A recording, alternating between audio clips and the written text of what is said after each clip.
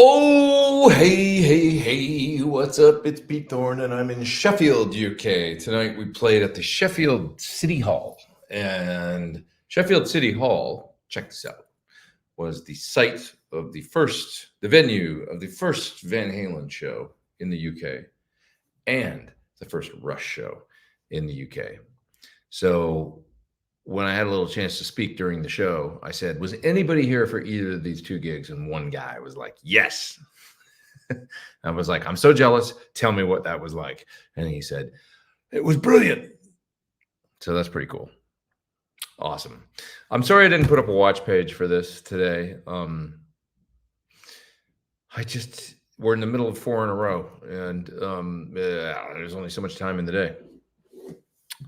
And I just screwed up. I should have put up a watch page earlier so that you knew I'd be here right now. But there's a few of you here. We got Sessions with Jeff. We also have Chef Jeff. Are you the same person? There's Ben Coombs.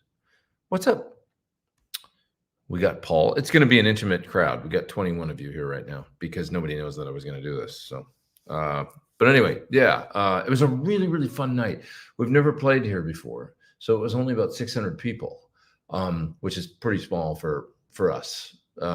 But it was an intimate crowd of 600. They sold the floor basically in the Sheffield City Hall.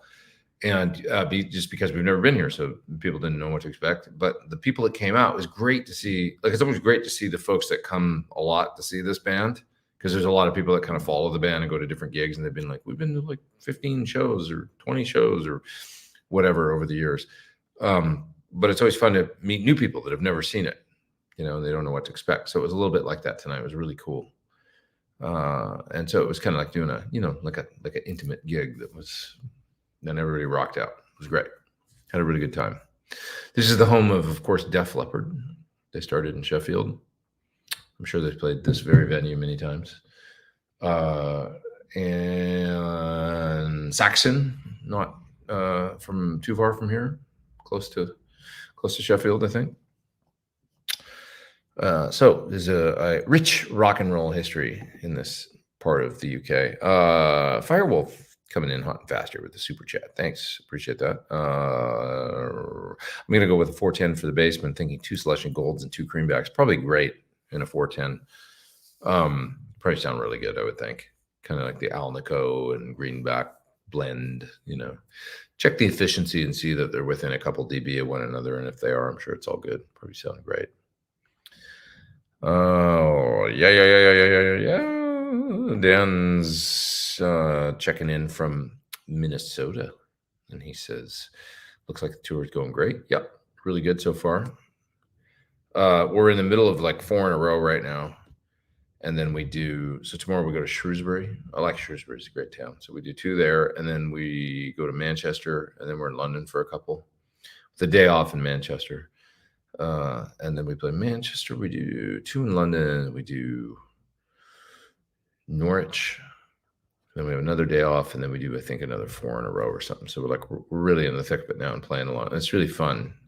I like when you, as a player, like, can feel like you're, at the beginning of the tour, like, ooh, this song is a challenge, and we do some challenging songs in the set.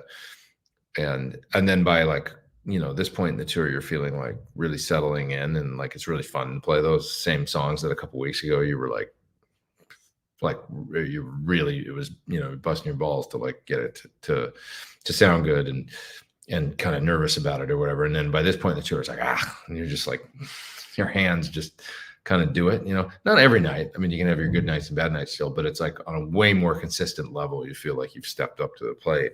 It's a good feeling as a player, I wish you could just stay there without like getting off the road and then having it, if you don't keep playing a lot, it always goes back to a point. But it's a good feeling on tour when I don't mind the one aspect of playing like 3 shows in a row or 4 shows in a row of 3-hour gigs or 3-hour gigs a night, basically. You get into the 3rd show of a 4-show run or something. You've been playing a lot, and your hands are, your calluses are like, and but it's a cool feeling. And you guys that are gigging players, maybe and gig a lot, know what I'm talking about. It's like, it feels good. So,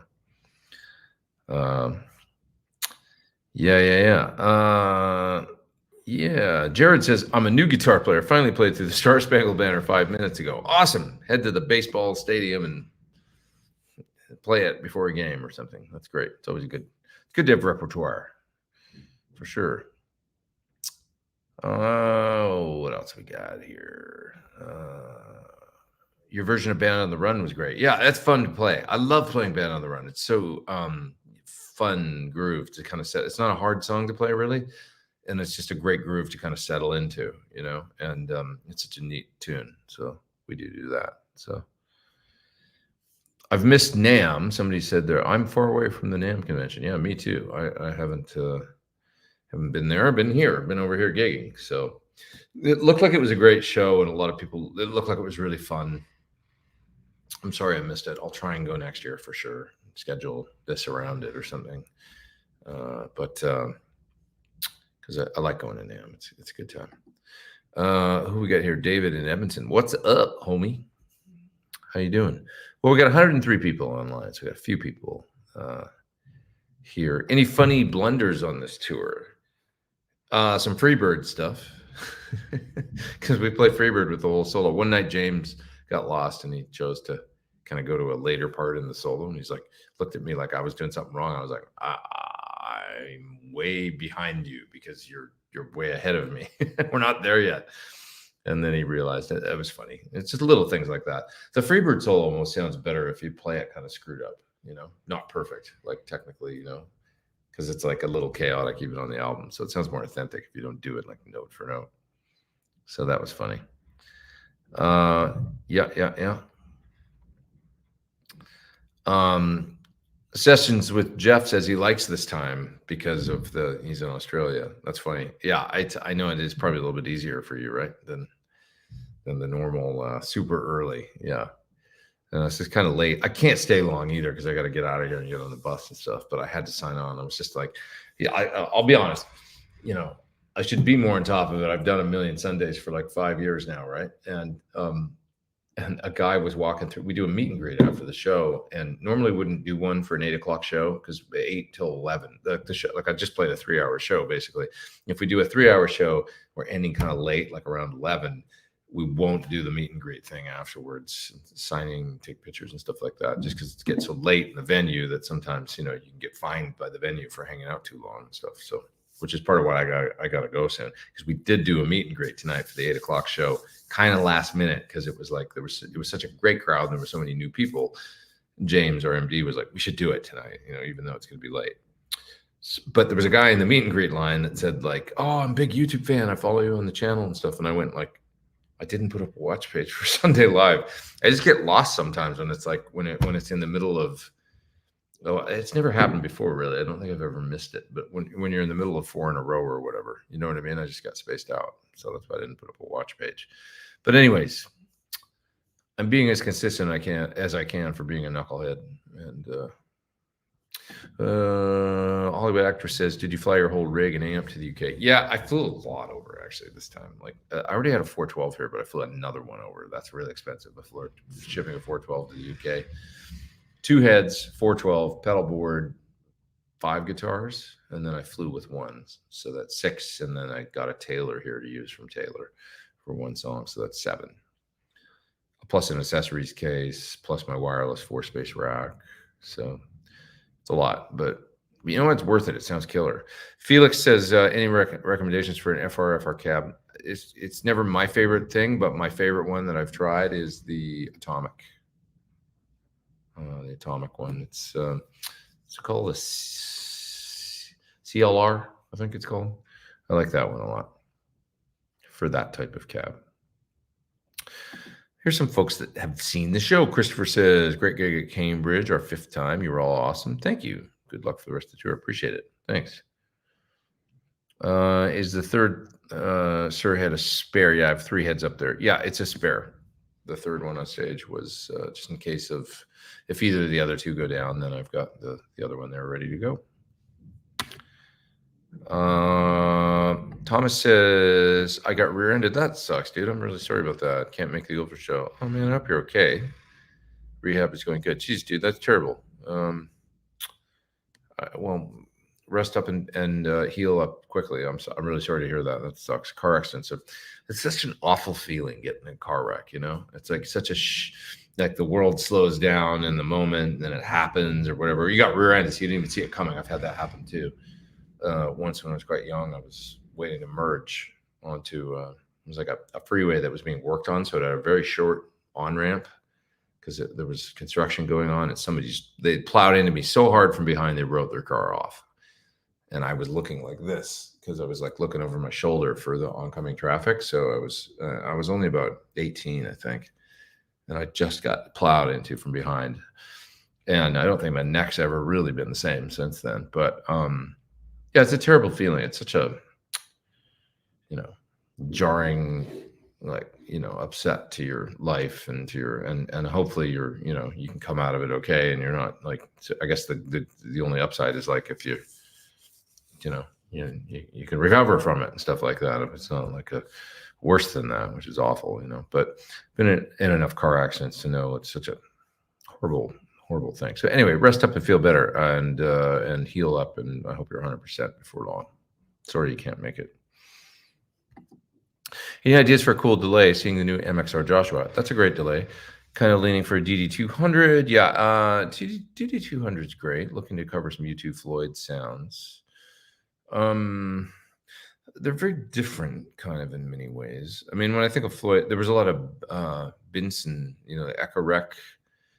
If you want tape plus, a DD200 is a really good option. That's one to look at. I mean, the other one, Strymon Timeline would be great for like tape plus digital options. It's a good old standby. Maybe check that too. Yeah.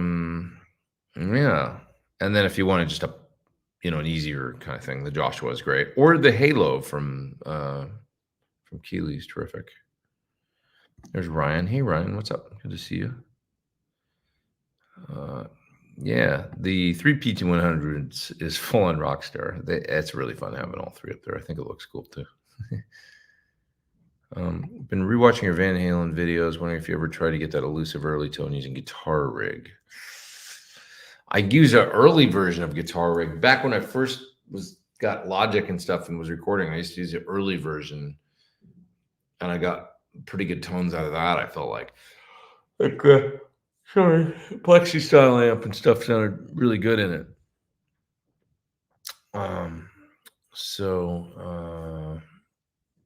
Anyways, but not out of Guitar Rig 6. I haven't. I made some presets for Guitar Rig 5, or was it 6? Maybe it was 6. Glad to see a fellow Edmontonian having such great success in music. Thanks, appreciate that.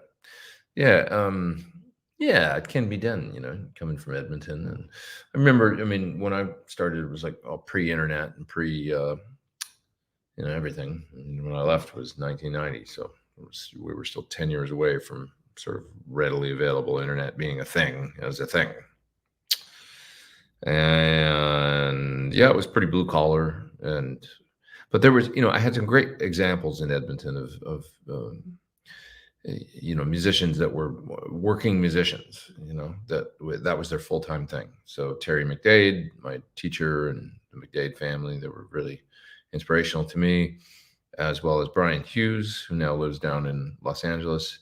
He had bands, and, he moved off to Toronto, but when he was living in Edmonton, he was making a living only as he's a terrific guitar player that has a sort of, on his solo material, sort of a Pat Metheny-esque kind of thing going on. But he was also playing with Lorena McKinnon, great Celtic kind of artist, and I think was her producer as well. So he moved to Toronto and did some great work with her. And I miss that guy, man. I got to hit him up. He lives in LA now. He lives like probably 2 miles from me. And I don't talk to him anymore, and it sucks because it's like, that's dumb. And I just forget, like you get older and you drift apart. But if he's still there, I got to hit him up, because it's like, this guy was important to me when I was 13 years old. Now he lives in Altadena and I'm in Pasadena, and we don't talk. It's dumb, So thanks for taking me down that path, reminding me that I got to hit up Brian Hughes and try and connect with him in LA and stuff, because it's silly that we don't hang out more. No, we both live in America. Have you played Dave's new amp? Yeah, I have. Dave's got his new Plex amp, which is like his version of his 50-watt Plexi. I've would listen to the prototype and stuff. And actually played through it a little bit in his shop and stuff. So it's very, very close to his 50-watt Plexi. So he did a neat thing with it, which that makes it sort of unique and different from other offerings out there, which is like you've got a bright switch. So it's got a ganged. You know how the old Marshalls had a 2 volumes, volume 1 and volume 2, on a 4-hole Marshall, right? And then the normal channel had kind of a dark sound, and the other input was the main one if you're a rocker that we'd use, or sometimes you'd jumper and blend the both, right? Well, his has a bright switch on the normal channel as well. So you can configure either channel to have kind of a very similar thing. So that's kind of neat. I'm not sure if they're identical. I don't think they are, but at least you can switch in a bright on the normal channel, and then you could use an AB box, or you could still blend them but have a bright on it. So you can do some different things with it than you can with the Plexi. You can make it exactly like an old 50-watt, or you can do some different things. So it's kind of neat, and great sounding 50-watt Plexi. Yeah.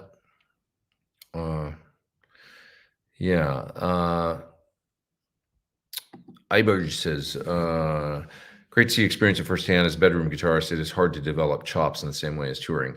Yeah, there's really no substitute for actually getting on stage and playing in front of people. And it's kind of weird. It's like you don't have to, like, you can practice things a lot, like at home, and that gets you a long way, sitting there practicing. But there's something about playing on stage. I'll give you like an example, like the rhythm part in "Run to the Hills," which we do by Maiden. It's like this thing where you're on a D power chord. And at the beginning of the tour, I was pretty sloppy on it because I just didn't have my chops up on that kind of stuff, that particular like rhythm.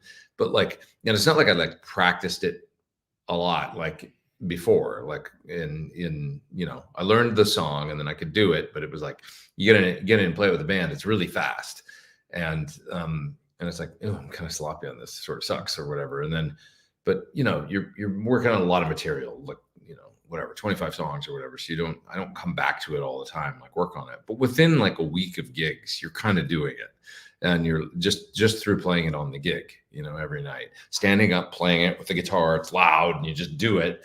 And oh, it's not perfect, doesn't totally suck, but not quite where I want it, and then by like the 8th gig, you're like you're just like doing it, and you're kind of killing it, and it's kind of neat how that happens on a gig, just through playing it. And you can feel it in your hand, like the confidence sort of go, and it's just like it's a neat thing about gigging.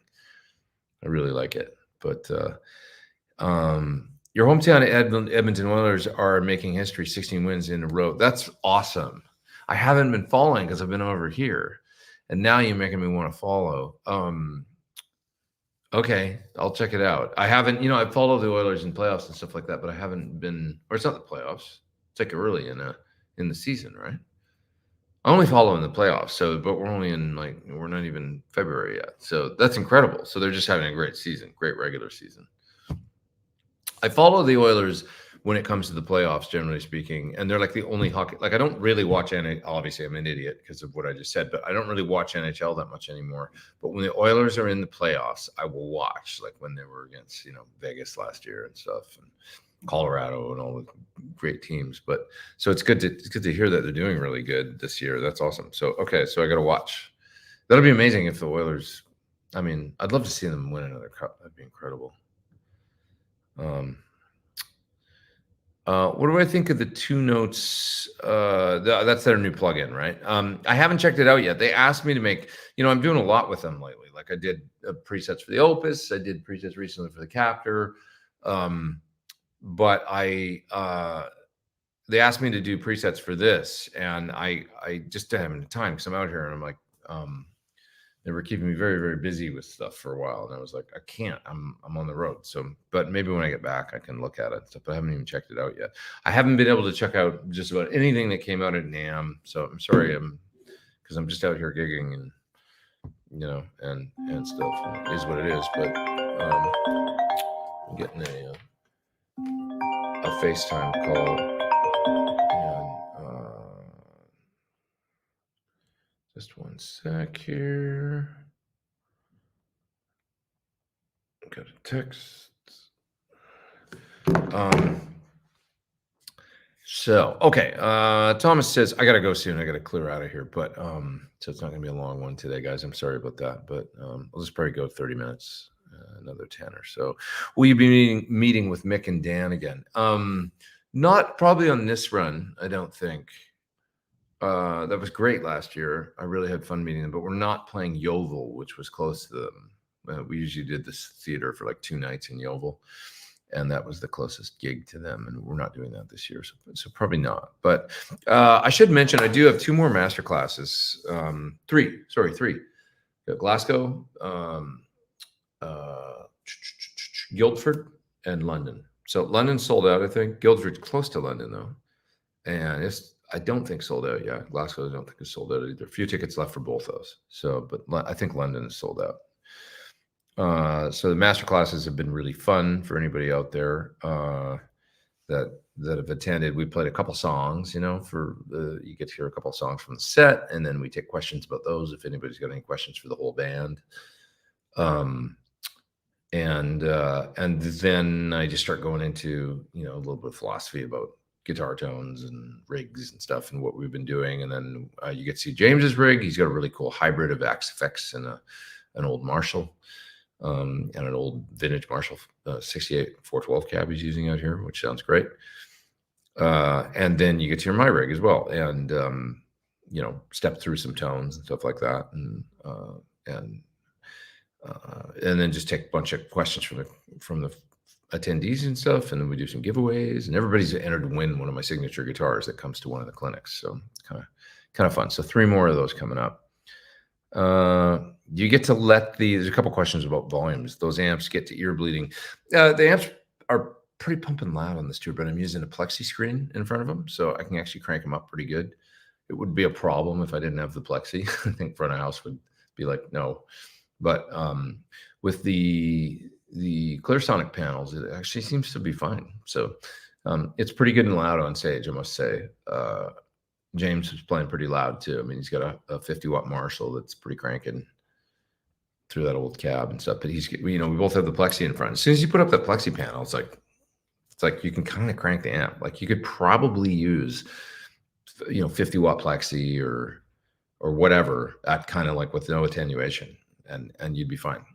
Like not getting grief from front of house. I mean, that's what Bonamassa does. He doesn't use any attenuators or anything. He runs his amps. He's got like 4 amps going up there, and he just puts the Plexi up, and it's like, well, it's fine. You don't have the beam then, so it's pretty neat.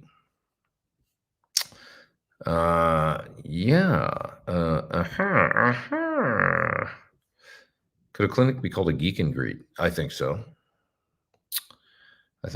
Take a break, says Brian. I know. I don't want to take a break from this, though. It's okay. I'm just going to go get on the bus and eat cheese and drink a glass of wine. So it's all good. I've been having a cheese and wine party every night. It's been pretty fun. Ian says, we love you, brother. Just don't you give a shit. I totally give a shit. I love you guys, and I love doing this, and it's really fun. And I don't, want to lose my YouTube community. And I know that it's hard when I'm out here because I can't keep the same times and stuff. Right when I would normally go live is when we start the gig. So always a bummer when I see we've got a gig on Sunday, actually, because it's like, I have to not do usually I feel like in tours in the past, like we haven't had so many gigs on Sundays, but this whole one, like last 3 weeks has been a gig every Sunday. So I've had to do this at this weird time every week. So sorry about that. But anyways, Ryan says, miss you, brother. Want to see you doing what you have to feel you want to do, but thanks for just being here. Thank you. Yeah. I mean, I love playing still, I love playing gigs. There's nothing like it. There's a lot of kids in the audience tonight. It was great, man. There was like some kid in an AC/DC shirt, and he was just like rocking out the whole show. And then there was another kid that was probably like 13 or 14. You could see him singing like every word, every song. It's like, that's awesome, And then at the little meet and greet after, they come up and talk to you and stuff. And it was so cool, It's like, I remember being that age and it's probably cool to like see a band play and then come up and get to, hang and stuff. And so I'm always like trying to hang with the kids and stuff and like talk and be like, you play guitar, you play drums, like it's awesome. Someday I'm going to be too old to do this and you can do it. So it's always fun. But anyways, Music Life says, just watched the new interview with Rick Beato that Rick Beato did with Gilbert. Paul said that touring the real rig is expensive. Yeah, I guess it is. I mean, you can always backline cabinets and stuff, and it's expensive. Sure. I mean, yeah, shipping gear anywhere is expensive, but I mean, I do it, and I probably play smaller rooms than him. I don't know. There's no substitute for him, man. It's not that big of a deal, I don't think, to be honest. I mean, it's just worth it, man. I don't know. I mean, it's so much fun. Will running two 30-watt amps be equal to running one 60-watt amp? Actually, probably more. Because the reality is that more speakers move more air. So if you have like a 212 for each, as opposed to one 212 with a 60-watt amp, I think the 230 watters are going to sound bigger and badder than the 160 watter. That's my opinion. Yeah. I have a guitar. I love playing at rehearsals, but it doesn't sound great when I record it. I have another guitar that I use for recording. It doesn't sound great live. Yeah. I mean, not everything is a jack of all trades, It's okay, I mean, yeah, I record with stuff. I mean, I don't have my vintage stuff out on the road. I generally use newer guitars and just more consistent, quieter, but my old Strat's got like mojo that nothing else that I have has, my 335, but I don't want to take them on the road. The Strat will be noisy, in a lot of venues, and it's just, I did used to tour with it, but and the 335 I've taken on tours, but yeah, I'll just take newer guitars now and I can get what I want out of them. So different strokes for different folks and for different things.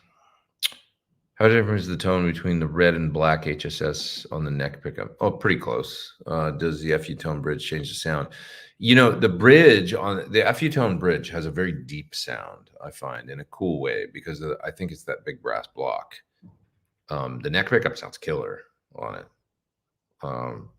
That guitar in general sounds killer. It's the guitar that I get the most comments about, the one with the new FU tone bridge. And people are like, that guitar, like the Sparkle guitar, people are like, that thing's amazing. So anyways, Lauren's asking if Jen Majura has been to a show. No, I heard she was going to come to one, but I haven't seen her. So I'm not sure. I'm going to ask her which one she's coming to. I was able to get my hands on your signature guitar, HSS Inca Silver. I tagged you on Instagram. It's an amazing guitar. Oh, I'll take a look. Thanks. Yeah, I love them. I really do. I still play my red one in the set too. I mean, I play it on burn and stuff. It's awesome. I have the Sir Bell. I've been watching your PT15 videos. Would it be redundant to have both? More power, higher headroom. And the open back cabinet is a pretty big difference. I mean, if it's a Bella head, I guess it's a different thing. But, if you're a Bella combo with an open back cabinet is a pretty different animal just because of the open back 112 nature rather than a closed back 212 with different speakers. And it's got more power and stuff. So, yeah, they are pretty different. Ian says Paul's enthusiasm is infectious. He's talking about Paul Gilbert. Yeah, he's a lovely guy. I went for a guitar lesson with him once. It was really great. He was very inspirational. I mean, I used to study his guitar videos when I was a kid. So, he's awesome. He's got a amazing career. He's a lifer. I've been watching him since I was 17 years old. I'm 52. And he was pro then. So he's been at it for a long time. I'm pretty far back in the chat. I'm going to step down here. There's from ENA, a super chat. Thoughts on a new Friedman Plexi? Yeah, it's great. So compared to the SL67 or 68, very similar, I would say. The one thing you're going to get different is those bright switches that I talked about a little bit earlier. Neither of them have loops. They both have the Variac kind of low power switch. They're going to be similar variations on the theme. Similar. Lauren's asking me if I'm going to make a video of that particular amp. I might. Dave hasn't asked me yet, but when I get back, if he wants one, I'd be happy to do one.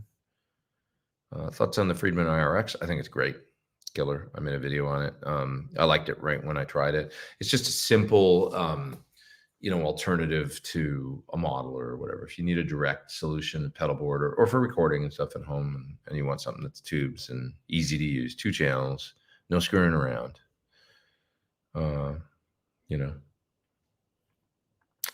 think it'd be good. So, have you been watching the NAMM videos? Talk about oversaturation. Hate my YouTube feed at this time of year. Yeah, I know what you mean. It's a lot of NAMM, and maybe I'm just FOMO too, like because I don't get to go. So it was like, there's one of my friends at NAMM again, and like, I didn't get to go, so it sort of sucks, But yeah, it's a lot of similar stuff and kind of like whatever. I know what you mean. That whole thing. But people are, we got to remember people are there having fun. They're just excited to show you whatever they're seeing. So that's cool, I guess. Yeah. Do you ever play an Open G? A little bit. Isn't Stay With Me an Open G? I think it's Open G.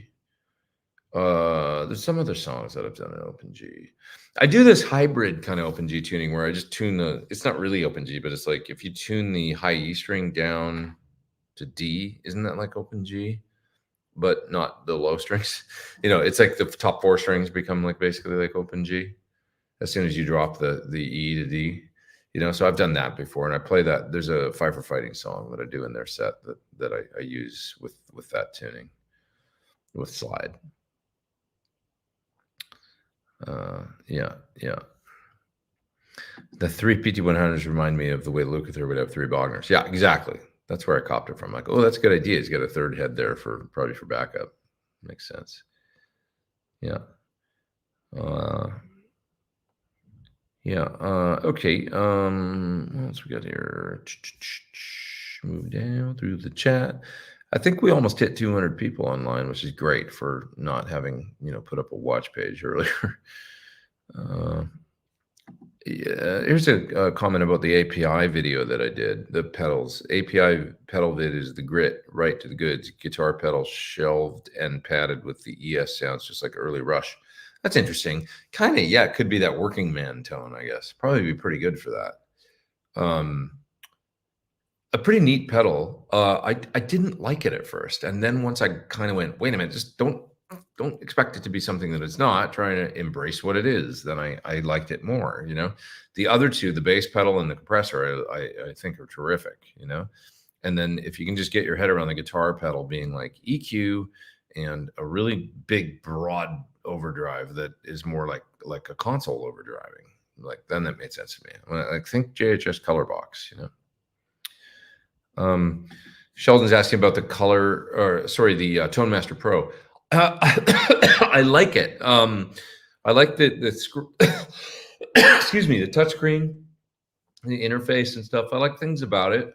There's still some things that I think they're going to do as far as software updates and stuff that'll make it better, and I think it's a good unit, and I think it's got some great, the Vox sound I really liked in it. I was able to get some good stuff out of it. So some of the effects sound really good and stuff. And like I say, I like the screen. I just think, probably with some updates and stuff, it's going to get to a place where it's pretty darn cool. So, yeah. There's Natty Bar with a super chat. The perks of Pete's touring is that your ASIA based fame get to tune in live. What's that? Oh, Asia. It looks like I was reading. I was like, I don't understand with the capitalization and stuff. I broke a nail on stage tonight, so I'm just going to deal with that right now while I talk to you. I'm going to get out of here in a second. Let's just fix that so it's not bothering me for the rest of my evening. Yeah. You ever do that? You pick it with your nails and then busted it in half. Does the Thornbucker neck pickup have more clarity than an SSV? Yeah. I'm going to say 100% yes, because it's got an offset wind, and so that opens it up a little bit.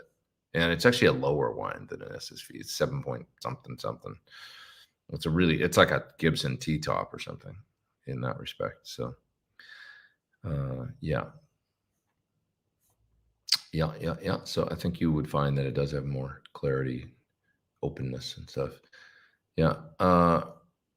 Yeah. Okay.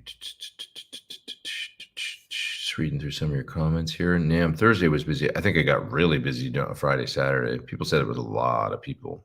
I talked to Friedman, and he said it was a lot of people.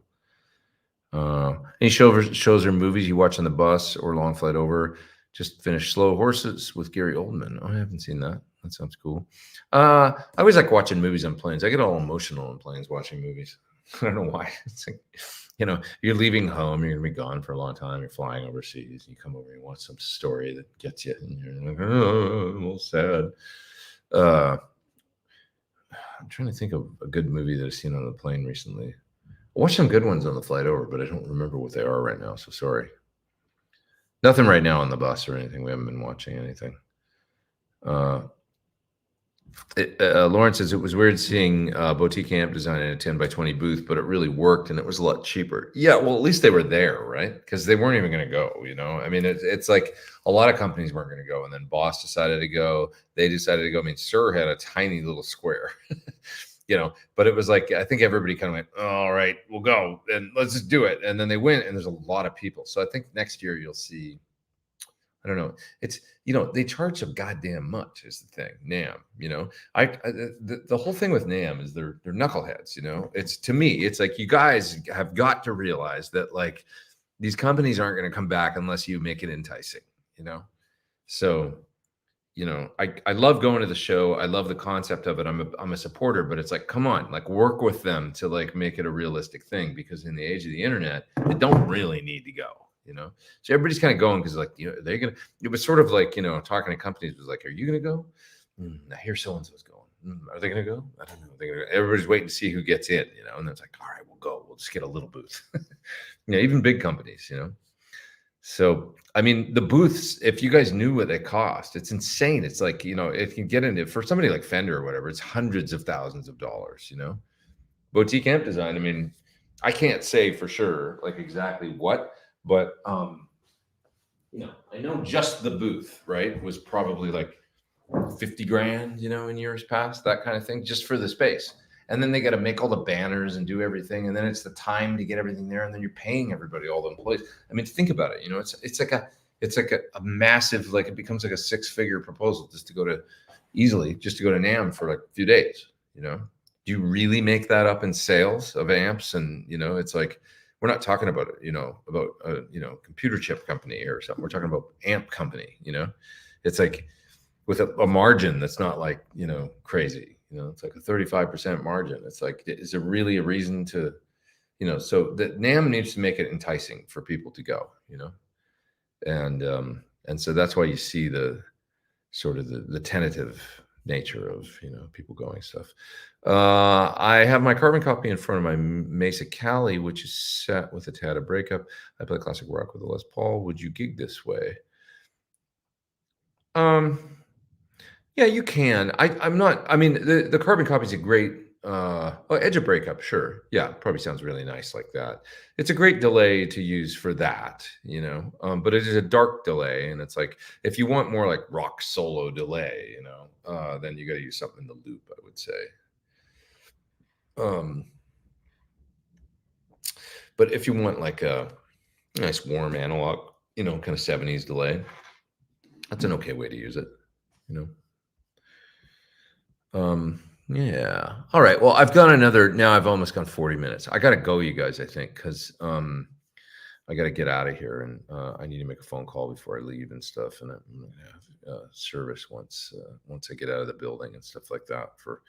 I'm got a US phone, and need to use their internet for making calls and stuff. So before I get out of here, so I should probably split. But this was fun. I'm glad we got 222 people, and I feel bad for going, but I have to, because it's like already 12:20. So it's like past midnight.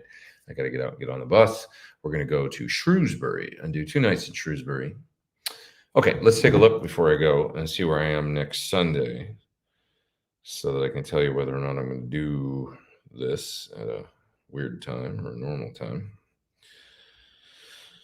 And look in the old master tour and see what's going on in a week. Sure enough, we're playing. Oh no, that's way in February. Sunday, I will be in Norwich next week. Okay.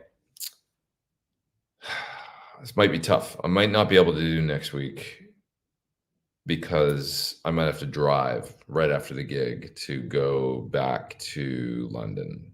So I'll put up a post on YouTube. Next week might be this might be just biting off more I can chew. We'll be at the end of, we'll be doing Salford, which is Manchester, Cadogan Hall on Friday, Cadogan Hall again in London, Cadogan Hall in London on Saturday, Norwich on Sunday, driving super late after the gig to get to a day off in Guildford the next day.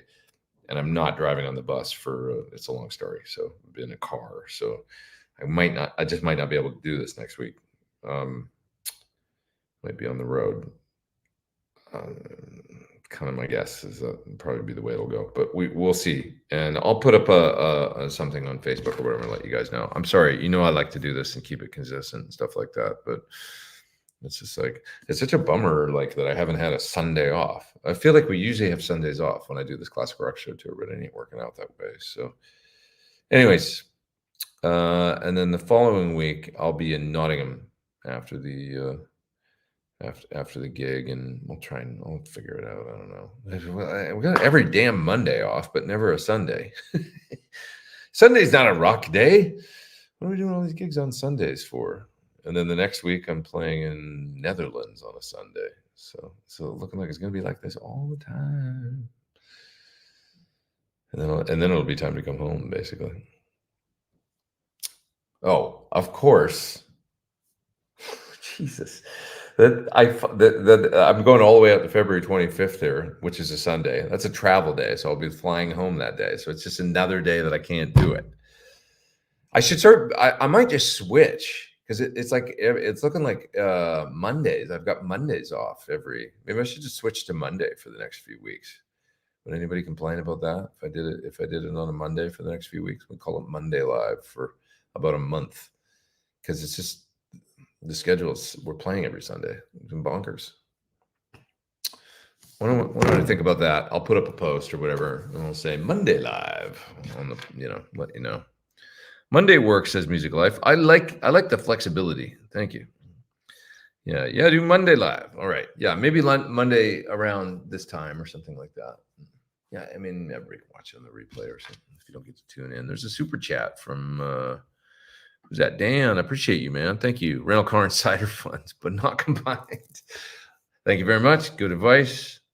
Solid. There's a super chat from, thank you for that super chat. Appreciate that. Oh, I got that one already. So I think I'm covered. All right. You guys are the best. I'm going to pack up and go get on the bus and eat some cheese and have a glass of wine. Thanks very much.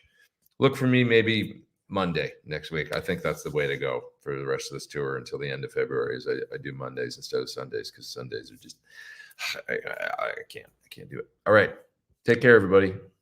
See you later from Sheffield. Rock on.